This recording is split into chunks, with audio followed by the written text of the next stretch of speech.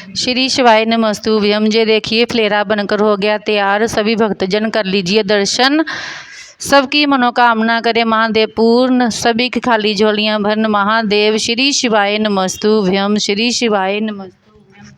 श्री शिवाय नमस्तुभ्यम। श्री शिवाय नमस्तुभ्यम। श्री शिवाय नमस्तुभ्यम। श्री शिवाय नमस्तुभ्यम। श्री शिवाय। हरतालिका तीज के दिन फुलेरे का दर्शन करें। फुलेरा किस तरह से बनाया जाता है, इसे पत्ती लगाना चाहिए, कैसा फूल, हमको ये प्रश्न कल यहाँ से जाने के बाद आ चुका था सीहोर के ऑफिस में। और उसके बाद उन्होंने पंडितों को कहा था कि ये फुलेरा तैयार कर रखें और उस फुलेरे का दर्शन सभी को लाइव कराएं, जिससे घर पर या मंदिर में आप शिव जी की जब आराधना करें तो उसके ऊपर फुलेरा बंधा होना चाहिए। जैसे ये शिवलिंग आपने बनाया बालू रेत का, मिट्टी का, जो शिवलिंग का निर्माण करा है, उस शिवलिंग का निर्माण करने के बाद में आपके मध्य में जब आप शिवलिंग बनाते हो घर के अंदर हॉल में या मंदिर में, तो ऊपर कोई कुंडी वगैरह लगी हो, पंखा लगा हो, उस पे से रस्सी बांध कर लेकर आकर इस फुलेरे को इस तरह से शिव जी के ऊपर लटकाया जाता है। इसको फुलेरा कहते हैं।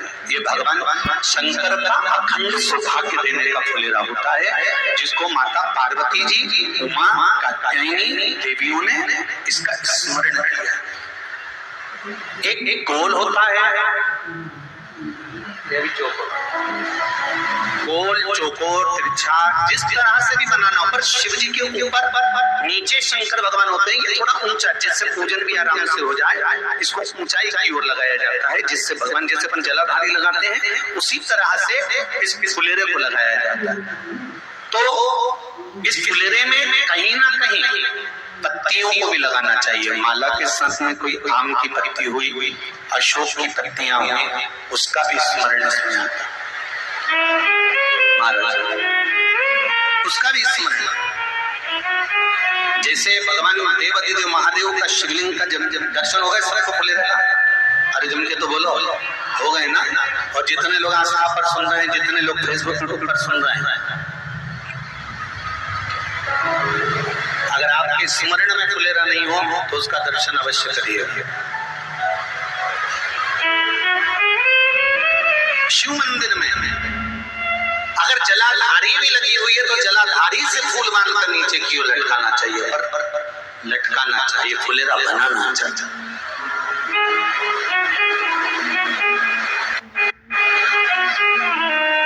सात फल है फुलेरा। कितने फल हैं? 7। ध्यान दीजिएगा। पहला, फुलेरा जो नारी व्रत करती आती है और व्रत कर्म उसका चलता रहता है, उस व्रत कर्म के अंतर्गत मान लो किसी कारणवश बीमारी में, कोई कमी के अंदर, कोई सूतक सावड़ के अंतर्गत अगर नारी पूजन नहीं कर पाती है, पूजन नहीं कर पाई और उसने केवल फुलेरे का दर्शन ही कर लिया, अपने पलंग पर पड़ी पड़ी भी फुलेरे का दर्शन कर लिया है, तो नारी को हरतालिका तीज के व्रत का फल प्राप्त हो जाता है। 7 फल हैं भगवान शंकर के हरतालिका तीज के फुलेरे का। पहला फल व्रत कामना। दूसरा, यदि कोई नारी आई और उसके संतान नहीं, 10 साल, 8 साल, 5 साल, 6 साल, 7 साल, 12 साल, 15 साल हो गए, उस फुलेरे का मात्र स्मरण कर एक पुष्प भी उसने अगर हल्दी कुंकू का लगाकर उस फुलेरे का टच कर भगवान शिव के पावन चरणों में रख दिया है और विनती कर गई है, तो अगला फुलेरा वो खुद बनवाती है, उसकी गोदी में संतान आ ही जाता है। अगला फुलेरा वो खुद बनवाएगी, के जाएगी, जी अगली बार फुलेरा मेरी तरफ से बनवा लेना, मंदिर में फुलेरा मेरी तरफ से लगवाना, अगली बार जब तुम पूजन करो तो फुलेरा मेरी तरफ से बनवाना। ये फुलेरे का मान। तीसरा, महाराज हम कोई दान, गौदान, हरतालिका तीज की किताब है आपके यहाँ? जो लोग पढ़ते होंगे हरतालिका तीज की किताब, उसमें लिखा है ब्राह्मण देव को ये दान देना है, ऐसा दान देना है। अब कोई गरीब है, कोई साधारण है, नहीं है किसी की कैपेसिटी, नहीं दे सकता, तो क्या होता है? तो कहाँ हम गौदान नहीं कर पाते, हम स्वर्ण दान नहीं कर पाते, हम वस्त्रदान नहीं कर पाते, हम मुद्रा दान नहीं कर पाते, हम अन्नदान नहीं कर पाते। हम ये सारे दान अगर नहीं भी कर पाते हैं तो शिव महापुराण की कथा कहती है तीसरा फल फुलेरे का है कि मात्र फुलेरे का दर्शन स्पर्श कर लेने से सारे दानों का पुण्य फल प्राप्त हो जाता है। ये तीसरा फल फुलेरे। अब हरतालिका तीज का फुलेरे का चौथा महत्व है महाराज। चतुर्थ महत्व हरतालिका तीज के फुलेरे का है, जो कुंवारी कन्या हरतालिका व्रत करती है, पहली बार जो हरतालिका तीज का व्रत करती हैं या हरतालिका तीज का उद्यापन कर देती हैं, या किसी कारणवश शरीर ऐसा नहीं रहा कि बिना पानी के नहीं रह सकती, तो 2 बूंद अगर उन्होंने पानी भी पी लिया है या कोई कारणवश एक कुछ गलती हो भी गई है, तो मात्र फुलेरे का दर्शन कर लेने से वो गलती शंकर स्वीकार कर उसको क्षमा कर देते हैं। ये चतुर्थ भाव है।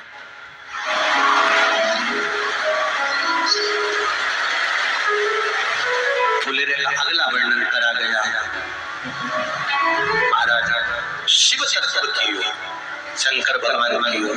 हम ना काशी जा सकते हैं, हम ना सोमनाथ जा सकते हैं, हम ना किसी स्थान पर जाकर एकांत में भगवान शंकर का स्मरण कर सकते हैं। मान लो हमें एकांत में बैठकर शिव की भक्ति करना है, किसी मंदिर में किसी देवालय में जाकर भक्ति करना है, तो फुलेरे का मात्र दर्शन करने से, पूजन स्मरण करने से उस भक्ति का फल भी हमारे खाते में आ जाता है। और फिर अगला आखिरी का जो वर्णन किया गया है वो कहा गया कि पार्वती मैया गुफा में जाकर भगवान का भजन करती थी, शिव का स्मरण करती थी, और फिर अपनी सहेलियों के साथ बैठकर शंकर का स्मरण करा, जिसका फल पार्वती को मिला। तो कहा हम न किसी गुफा में प्रवेश कर सकते हैं, न हम किसी गुफा में या जंगल में जा सकते हैं। इस फुलेरे के नीचे शंकर भगवान की जब अर्चना करते हैं, आराधना करते हैं, हरतालिका तीज के दिन फुलेरे के नीचे हम भगवान शिव की पूजन करते हैं, तो हमारा वन में किया गया भजन का फल ही हमको प्राप्त हो जाता है। ऐसी फुलेरे का हरतालिका तीज का पूजन व्रत कुंवारी कन्या कर सकती है, शादी होने के बाद भी नारी कर सकती है। अंतिम अवस्था तक प्राण छूटे तब तक हरतालिका तीज का व्रत नहीं छोड़ना चाहिए। एक व्रत हमेशा याद रखो, एक एकादशी और एक हरताली। हाँ, इतना जरूर है, ज्यादा शरीर बेकार हो गया, बुढ़ापा आ गया, शरीर नहीं साथ दे रहा, तो कुछ फल खा लो, कुछ चाय, दूध, जूस आप लेकर कर लो। इतना भी नहीं बने, शरीर बहुत ही बेकार हो गया, तो आप एक समय फल का फलहार धारण कर लो, ठीक है। पर हरतालिका व्रत करने वाली माताएं भले उद्यापन कर दे तो उस व्रत को थोड़ा हल्का कर लो। उद्यापन करा मतलब तुमने व्रत को हल्का कर लिया, थोड़ा हल्का कर सकते। हरतालिका तीज का जो व्रत का उद्यापन करते हैं उसमें 5 चीज रखते हैं ना, 5 कपड़े स्त्री के, 5 कपड़े पुरुष के, 5 तरह का अनाज, 5 तरह का फलहार, 5 तरह का फल।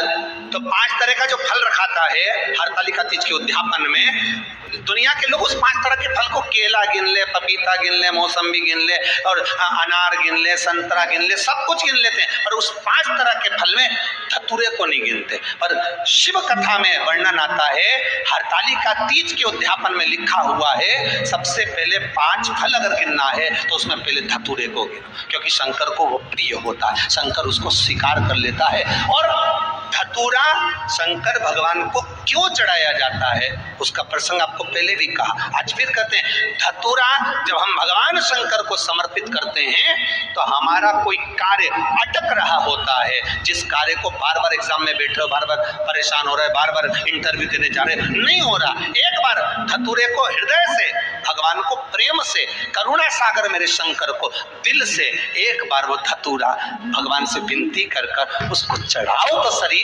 भगवान तुम्हारा कार्य सफल कर देगा। और दिल से चढ़ाना, हृदय। कालिका तीज की पूजन करने वाले को चाहिए कि बालू का, मिट्टी का शिवलिंग बनाना चाहिए।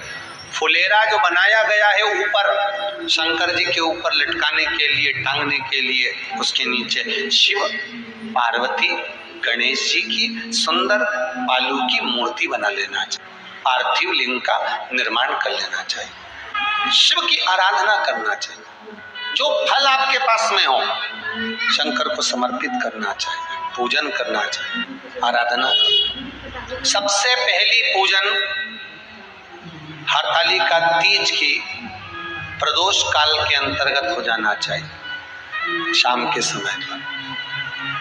प्रयास करा करो प्रदोष काल के समय पर पहली पूजन हो जाए तो ज़्यादा अच्छा।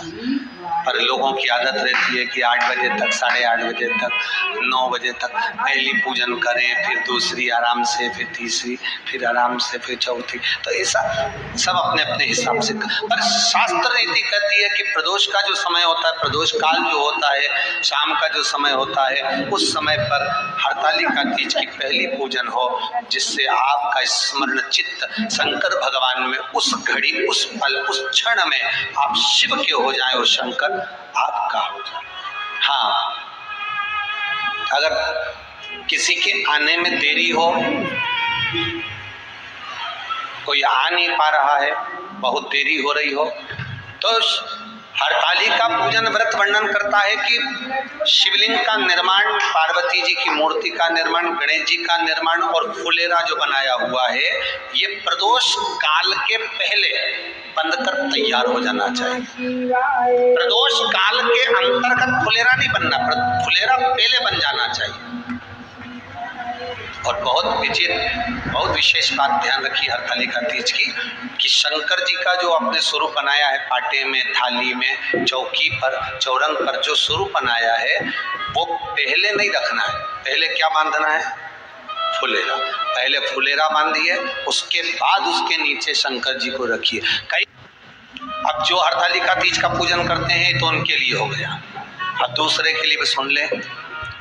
जो नारी हरतालिका तीज का पूजन नहीं करती, व्रत नहीं करती, साधना नहीं करती, उसके लिए भी कहा गया कि आप अगर ये व्रत नहीं करते हो तो एक कार्य जरूर करना, कहीं पर फुलेरा बंधा हो, हरतालिका की पूजन हो रही हो, 5 मिनट 10 मिनट निकालकर अपने आसपास के किसी पौधे में से पत्तियां लेकर या पुष्प लेकर, 5 वृक्ष की पत्ती या 5 वृक्ष के पुष्प लेकर शंकर भगवान को जब पूजन हो रही हो, 5 मिनट माताएं जब पूजन कर रही हो, तब आप भी उस पुष्प को, उस पत्तियों को शंकर को समर्पित कर सकते हो। ये नहीं चढ़ा सकते तो 5 फल नहीं चढ़ा सकते तो 5 कुछ भी पुष्प आदि का आप शिव को समर्पित कर। पर क्यों चढ़ाया जाता है, किस लिए चढ़ाना चाहिए? तो कहा कन्या स्त्री अगर मान लो हरतालिका का व्रत नहीं करती, पूजन नहीं करती, आराधना नहीं करती, तो वो कन्या, वो नारी, वो स्त्री, वो पुरुष कार्य तो बहुत करेगा, दुकान भी 4 चलाएगा, व्यापार भी बढ़ाएगा, पर संपदा को जोड़ नहीं पाएगा। 1 रुपये कमाएगा, 1.25 रुपये खर्च वाला काम चलेगा। हस्त नक्षत्र में जो तृतीया पड़ती है, हस्त नक्षत्र के अंतर्गत जो तृतीया का महत्व कहा गया है, वो संपदा को बढ़ाती है, मनोकामना को पूर्ण करती है। इस नक्षत्र के अंतर्गत जो तृतीया आती है वो मनोकामना को पूर्ण कर कर चली जाती है। इसलिए शिव की आराधना के लिए प्रथम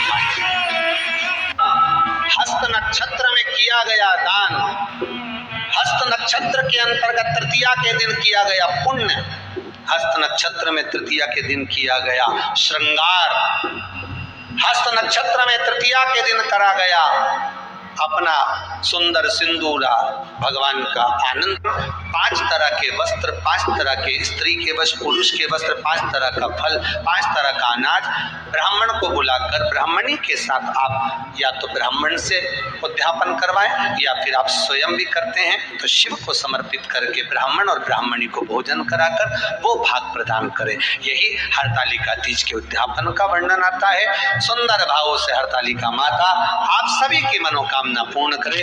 हर हर महादेव। श्री शिवाय नमस्तुभ्यं, श्री शिवाय नमस्तुभ्यं, श्री शिवाय नमस्तुभ्यं। हर हर महादेव।